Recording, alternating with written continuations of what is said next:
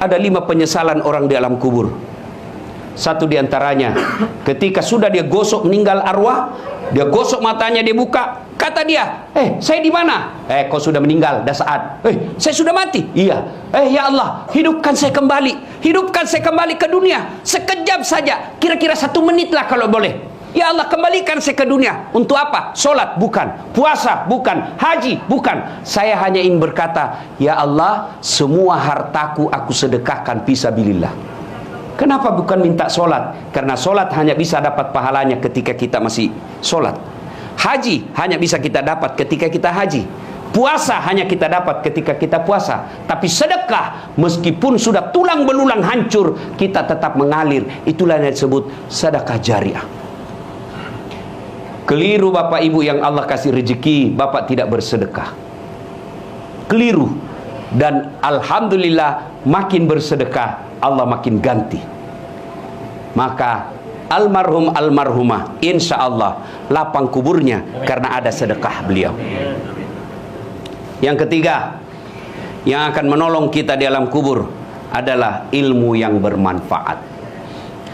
Almarhum almarhumah, beliau suami istri, tokoh pendidikan. Itulah ilmu yang bermanfaat. Ketika diajarkan ilmu hukum kepada mahasiswanya, diajarkan tentang keadilan, lalu anak mahasiswanya menjadi pengacara yang membela dan menegakkan keadilan, selama itu juga amal-amal akan mengalir. Maka karena itu, ibu bapak kalau dapat konten-konten dakwah, jangan berhenti di grup, jangan berhenti di HP bapak, sebarkan. Bapak punya 10 grup WhatsApp, satu grup 100 orang, kirim, 1000 orang yang terima. Kalau ada yang mengamalkan 5 orang, selama 5 orang itu amalkan, bapak dapat pahala seperti pahalanya penceramah tanpa mengurangi pahala penceramah. Ilmu yang bermanfaat adalah yang bisa menyelamatkan kita di alam kubur. Inilah 3 yang akan terus mengalir meskipun kita sudah di alam kubur, bahkan sudah habis tulang belulang kita. Anak yang soleh dan soleha, sedekah harta, kemudian ilmu yang bermanfaat. Dan orang yang ada di alam kubur sekarang masih transit, belum sampai surga, termasuk Rasulullah Muhammad SAW. Dan siapa yang paling menderita di alam kubur? Kata Nabi, orang yang paling menderita di alam kubur nanti adalah al-mutahawil bis sholah, yang menganggap enteng sholat. Saya mau tanya, bapak-bapak, kalau pergi merantau ke Sulawesi Selatan, ternyata bapak tidak nyaman di Sulawesi Selatan, ada pilihan? Ada? Ada. Balik lagi ke Jakarta. Saudara-saudara dari Jawa merantau ke Sumatera, ternyata di sana tidak bagus. Ada pilihan? Ada. Balik lagi ke Jawa. Mangan orang mangan, yang penting ngumpul. Iya.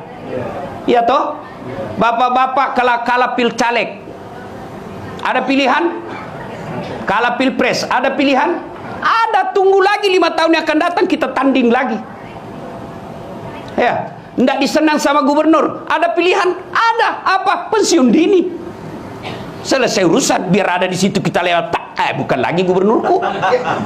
Iya kan? Ibu-ibu, suami cerewet, suami kasar, ada pilihan bu?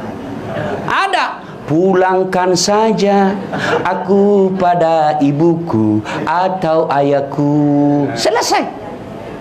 Ya, bapak-bapak punya istri cerewet, ngamuk aja kerjanya, nggak tahu menghargai suami. Ada pilihan? Ada. 2 pilihan. 1 tambah jadi 2, 2 cerai. Ada pilihan pak. Maknanya bapak menderita di dunia masih ada pilihan. Dan tidak ada orang menderita di dunia dari bangun sampai tidur sampai bangun lagi menderita 24 jam. Tidak, pasti ada senyum-senyumnya. Tapi kalau bapak masuk kubur, ada pilihan? Ibu-ibu masuk kubur, ada pilihan? Nggak nyaman pertanyaannya, keluar dulu. Begitu bapak keluar, viral satu dunia pak. Ya. Dan siapa orang menderita di kubur? Al-mutahawil bis shalah, yang menganggap enteng sholat.